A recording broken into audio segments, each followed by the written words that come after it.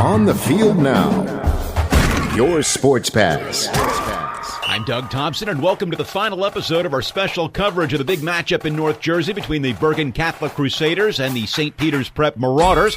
Filed on October 17th, 2017, we'll bring you our recap of the big battle in Oradell between the two best teams in New Jersey. The Sports Pass team was out there and on the field for the big game, capturing the action and crafting our analysis for this special episode. Sports Pass. If you're not familiar with Sports Pass, we're a team of professional sportscasters who are bringing our experience covering pro and college sports to the high school ranks. We are powered by ScoreStream, the free app where high school sports fans drive content by chatting, cheering, and sharing scores and highlights of their favorite teams. Download ScoreStream free in the App Store. Local high school Sports Pass updates are heard on over 100 radio stations every week. It can also be heard on iHeartRadio and iTunes. For links to our best content, check out Sports Pass on Twitter. Sports Pass to New Jersey. Bergen Catholic and St. Peter's Prep spent the first quarter trading jabs and sizing each other up. Bergen opened the scoring with a touchdown pass from Johnny Langan to Tyler DeVera, which was answered back by the Marauders with a 2-yard Dom Maleo touchdown run. Bergen's Josh McKenzie had a 3-yard TD run in the second quarter to put the Crusaders up 14-7. At this point, midway through the second quarter, the game looked pretty even.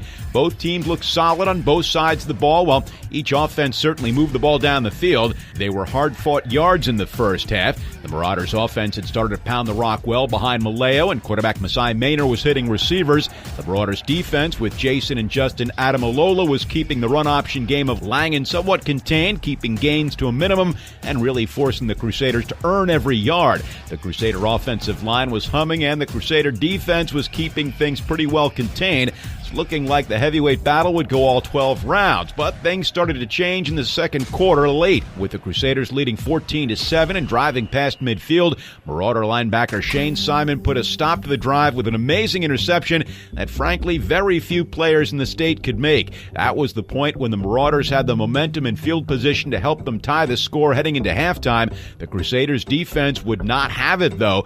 They executed an aggressive blitz with sophomore corner Jordan Morant coming unblocked off the edge and absolutely demolishing Maynor, causing a fumble in the process. Big athletic Javontae Jean-Baptiste was coming off the other edge and was right there to scoop the fumble up and outrun the Marauders as he returned the fumble 48 yards for a touchdown to put Bergen up 21-7. Video of that play is up on ScoreStream and the Sports Pass Twitter account as well. The Crusader defense didn't let up after that scoop and score either. The sophomore corner Morant made another big play with an interception on the next possession.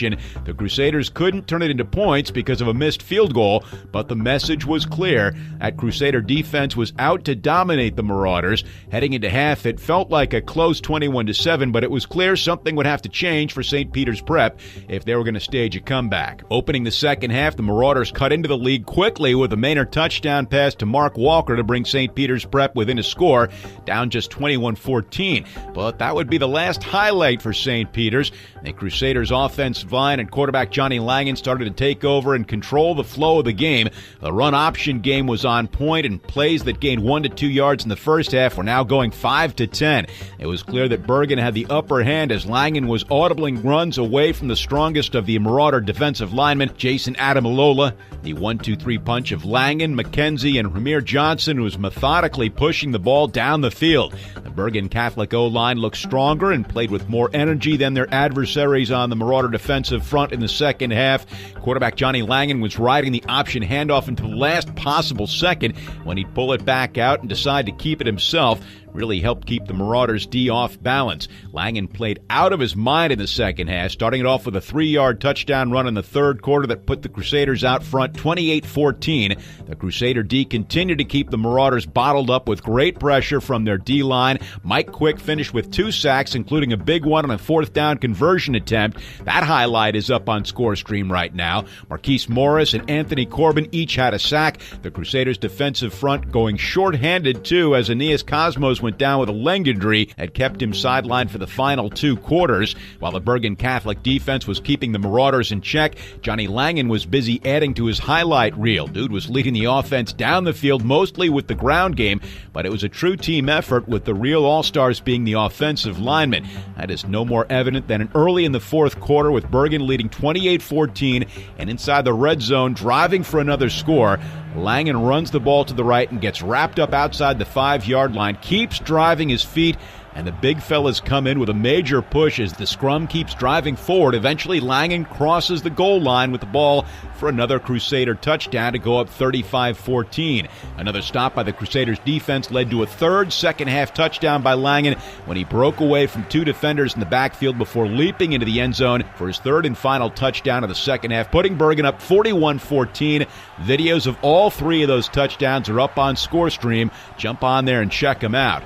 Bergen is poised to keep the momentum going, and with their running game coming into focus, they won't be worried as the weather creates some messier playing conditions. The Crusaders have Pope John on Saturday, who's been looking really good this season, but they're coming off a tough loss to St. Joseph Regional last week. Watch for the Lions to give the Crusaders a tough battle there. St. Peter's Prep plays St. Joseph Regional Friday night. Don't be surprised to see a repeat of the big one when we reach the playoffs, as it's very likely that St. Peter's Prep and Bergen Catholic could face each other again. Good luck to your team this week. Be sure to follow us on social media and subscribe to our podcasts. This week we'll be sharing tons of our single market quick hit updates that are broadcast on radio stations across the country. Thanks for listening to this special episode of Sports Pass. I'm Doug Thompson. Sports Pass. Sports Pass. Sports Pass.